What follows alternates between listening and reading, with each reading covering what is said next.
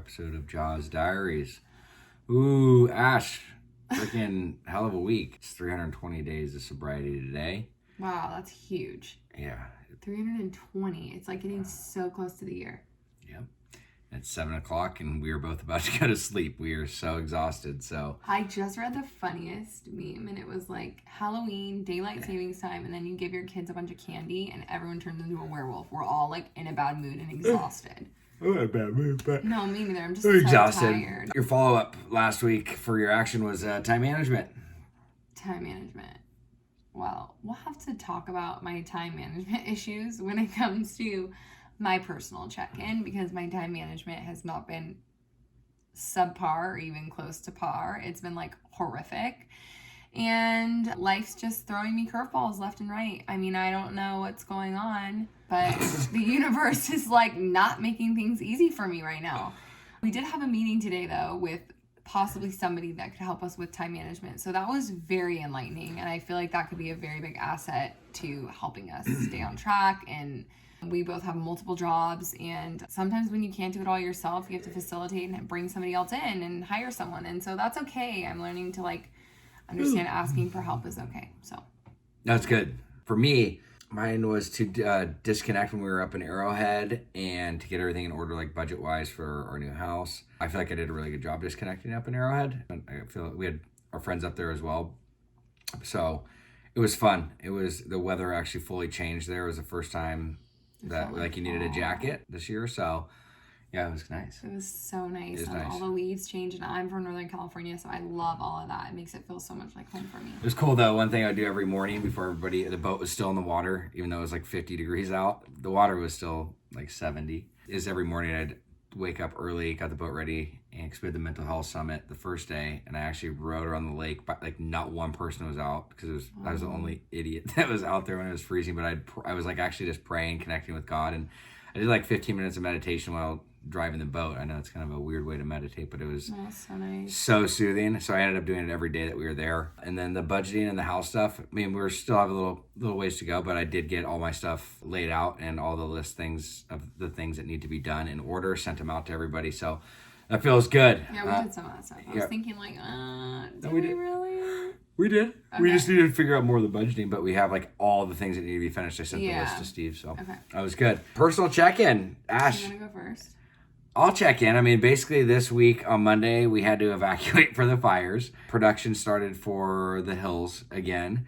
So we've been doing a bunch of like COVID tests, like interviews, meeting with doctors, while still remodeling the house, still maintaining our own jobs and everything that we have going on at a mental health summit that we did, like I stated. And then Ashley fractured her ankle. So never a dull moment. This week was crazy. So it's like 2020 just like can't end. I just don't understand it. It's just a lot of badness that's happened this year. There's been a lot of good, but there's also been a lot of bad, and this last week was like hellacious. Yeah, it was gnarly. I mean, thank God we had another place to be able to like take all of our stuff and just get our documents out. Thank God your parents like live close by, and we got to stay with them. All the hotels in the area were completely gone. Were completely booked up, and the problem is that they had all these places for people to go, but because of COVID, they're only minimizing how many people they can have at these facilities. So they evacuated like 100,000 people, and now they have to figure out where they're going to put 100,000 people. Then they have to worry about COVID restrictions. It's like, would you rather have COVID? Would you rather have your house burn down? Like, it's just like so many things, the lesser of two evils. I don't know. It was just such a mess. So I feel so grateful. It was so sad, like looking at all these people driving. You would be driving next to them, it'd be like one person with their dog and their box and like their literally packing. People running down the street with their suitcases. It was so sad. It was crazy, and I know we just had all those fires up. I mean, we've had so many fires in California, and just remind me of when fires were up in Malibu and stuff like that. Sad. So it was crazy, and just how the morning started on Monday. I mean, I woke up and I was like, it was like weird looking outside, and Ashley went outside. She's like, something's on fire, and it was like, so close. I could just smell it. Yeah, it was just. We went outside, and all of a sudden there's just smoke everywhere. Within like 2 hours, it went from like 30 acres had burned to like 7,000, then up to like 15,000. It was just nuts. Yeah, it was crazy. And I went to work that day, and the winds were so crazy. And I remember like just trying to look at the news report every second. And I was like playing the live news while I'm like trying to do a client. And then 10 o'clock rolled around and I'm like, oh gosh, like it was almost like a God shot because I was standing in a coffee shop. I was waiting for my next client and there was a guy behind me and I was just calling Jason and I was saying like, we need to evacuate. Like I'm looking at the thing and it looks like we're starting to be evacuated and we're super, super close to all the mandatory evacuations. Like we really need to get our stuff together. And I don't know, should I leave? Should I not? Because I have like always a really hard time. Like, do I leave all my clients? Is this serious? Like, I don't really know how in depth it is. And a guy behind me comes up to me and he's like, I was just in the Northern California fires and my friends lost everything. Like, you need to leave work. And I was like, oh my God, that is a sign from God, because I ended up leaving and I needed to be there. I mean, we had to like pack up the truck and we had so many important documents and everything that we needed just in case to get for the next couple days, or even if anything were to happen. I mean, when it comes to fires, it's so scary because the wind was literally like 50 to 80 miles an hour in some places and it would be calm and then all of a sudden it was just like rush. So then embers would be flying and that's the scariest part. It's like the fire's not going to get to us, but the embers could easily get to our house, get to a tree, get to anything else. And we haven't had any rain and who knows how long. So Given the fire report. I'm sorry. Did you guys want the news?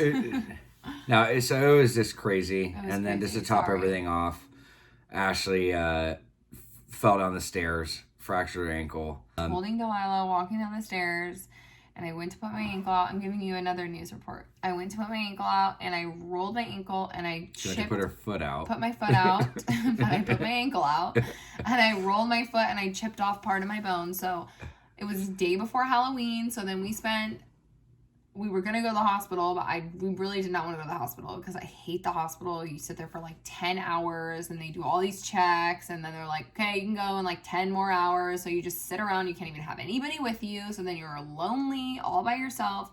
And it could have just been a sprained ankle. It could have been totally fine. So yeah, we ended up getting an x-ray. I chipped a bone, put my boot on. Jason was so nice on Halloween because he got me a wheelchair. So I got a wheel around the block. She's the first crippled Elsa.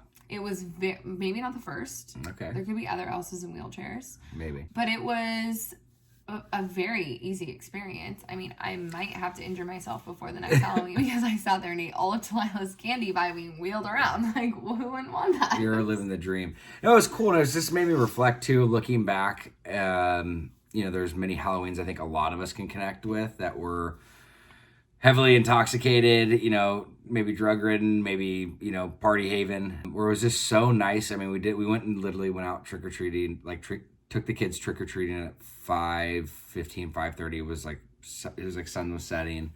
It was just, we got everything done by, I don't know, we were done trick-or-treating by 6:30, 7. Had pizza. And then everybody came back and just socialized. I mean, it was just a very mellow night, but it was just so nice because we came home and were able to spend more time together. And it was just cool to reflect, looking back, like all those times at Halloween. Again, when I always say like drinking and using was fun, it became a lifestyle and it became a way of survival. There was a lot of times like Halloween I was in that survival mode and like just never was able to enjoy it. It was just it was a holiday. Sorry, a holiday just to party. It was kind of like 4th of July or New Year's. And we used to leave during Halloween. Remember that? When you first got sober, like we would leave and go to Arrowhead because it was actually it was just a very triggering time. Holiday. So, but it was just nice to really reflect, look back, and have a really really good time. I mean, minus Ashley smashing her leg and having to deal with it, but we went with it. We went with the flow instead of we could have just been bitter and not done anything and just laid back. I mean, Ashley had a very valid reason, but you're a trooper, and it was 4D, and it was nice to hang out with some of our family and friends. So. That was really good. What's your you didn't finish your my personal check-in. I mean, it kind of goes into your whole personal check-in. You didn't even ask me about my personal check-in. Well, you took over, taking over all of our. So anyways, so I think we don't really need to go into it. There's not really going to be a topic this week. I think it's more going to be a discussion that kind of goes in with my check-in and kind of all of the stuff that was going on. I actually had a what do you call it? It was an obsession, not a craving. It was an obsession to drink, and I think there was so much going on. This is before Ashley hurt her foot. My foot. But when we got back from that with the fire stuff to still with the house stuff, I was just overloaded, and it was just like the first thing that came, and I haven't had that feeling for a long time. It was just like an initial thought of like, just alcohol would take all this like frustration and anxiety away. obviously playing the tape out, realizing that it would not benefit me in any way. It would just actually make things worse. It may take that symptom out of or maybe take that pain away for a little bit. But if I were to indulge in it, that it would just make things worse and then actually make even every situation harder to deal with. So I just kind of wanted to know from your perspective what was going through your head. I mean, because I was very communicative with Ashley about it when I told you. Or you kind of were, but you're still not like super communicative. You always tell me like after the fact. You don't tell me like when you're talk craving about it. I don't it. know. Well, I feel it was like, so quick. It wasn't like I was pondering it for like 2 days. It was but you were like irritable and frustrated and on edge, and you could tell you were super overwhelmed. And yeah, I think I kind of have a question. I mean, there's no other way. Normally, I just kind of like don't poke the bear, which is like what I learned in Al-Anon. I just don't pry. I always just offer support and loving and kindness, and then I kind of just leave him alone until he wants to ask for help. Just because sometimes you're a little bit more difficult to communicate with when you're in that state of mind, because it's kind of like the irritability. So I think space sometimes is really good, but then also too, you like do love, like you like to be affectionate. So Did that always helps. I do have a question, but you had asked me. This is what our week's been, okay? So when you were feeling like that, when you felt like you wanted to drink, did you reach out? Did you do any resources, or did it just kind of like go away on your own? I called a couple people. That's like been my go-to thing. Is the first thing I do, like when I have that feeling, if I do get it, and when I do get it, is I play the tape out. Kind of pause, like, okay, I'm stressed, I'm frustrated, I'm just looking at what's going on, and what can I do to change that situation. So I accept the fact like I'm in a place of being overwhelmed, and then I play the tape out. I'm like, okay, if I were to go get alcohol and indulge, what's this really gonna do? And like I said, it's not gonna do anything but put a band-aid on the situation. Then the repercussions are gonna be much worse. So from there, okay, I'm still really irritable though, so I call. And that's why it's super important to have a group of people that you can relate to and people that you can trust, because when you're in a really uncomfortable spot and you'll catch somebody that's in a good place, they'll be able to talk you off the ledge and be able to get you, give you good advice and help you realize that you're just in a place that you need to, you need to calm down, you need to, relax, do a little prayer, do a little meditation, and just walk through the motions of what's going on, and they help you prioritize. That's what they did for me. Is like, hey, you have all these different things that are going on. How can we prioritize this and help walk through it? And that's what they did, and it was helpful. So, but I know the holidays can be very, very stressful for everybody. I mean, there's a lot of different variations that come into play, the family dynamics, the dysfunctions. There could be underlying trauma around the holidays. There could be just people that you don't want to see. There may be a lot of families indulge heavily during the holidays. It can make you very uncomfortable. So I think, if you're in that spot, I never was able to personally relate to that. But if you guys are going through something like that during the holidays, I definitely would have a couple people, on speed dial, bring somebody with you to the event that you're going to that you trust and as a safe resource, and if it's too uncomfortable, don't even go. You know what I mean? If it's going to jeopardize your sobriety. But also have somebody at the party. A couple of people told me they've done this where they've had people at the party or, whatever it may be, that they use as like a lifeline. They're like, hey, like I'm uncomfortable. They make them aware before they actually show up, so over communicate those things. And then also have an exit strategy. If you're really uncomfortable and you want to get out of there, come up with an exit strategy. So there's That's really good. There's a few tips, but it's plan ahead. You don't want to try to be in the middle of it and trying to deal with it. So hopefully that works. I know for me, with the show coming on, with the holidays coming up, I'm going to be overly communicative with my, mentors, with Ashley. Specifically, Ashley and I talk a lot, more so than we have before. And, just when I'm uncomfortable or I'm irritable, I know when I get into that state, I'm not the easiest to talk to. But hopefully before I get to those states, I'll be better at talking to you. So what's your action for the week? I'm going to rest this week.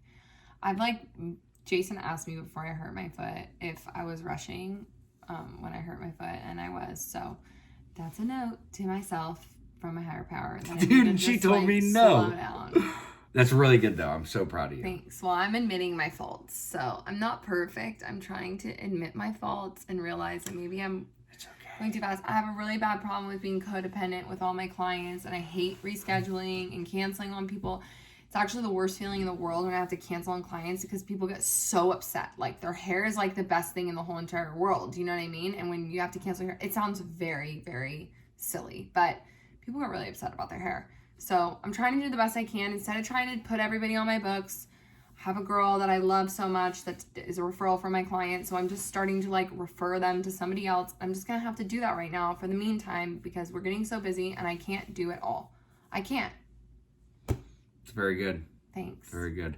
I think as these next, as these new endeavors are starting in our life I really want to make sure we find somebody that is going to be helpful for helping with, time management, with prioritization, scheduling, and different things like that. And I also really want to make sure that I'm sticking to routine, even though we just expressed how much was going on in this week. I mean, life happens. We had no control over all these different things that were coming up.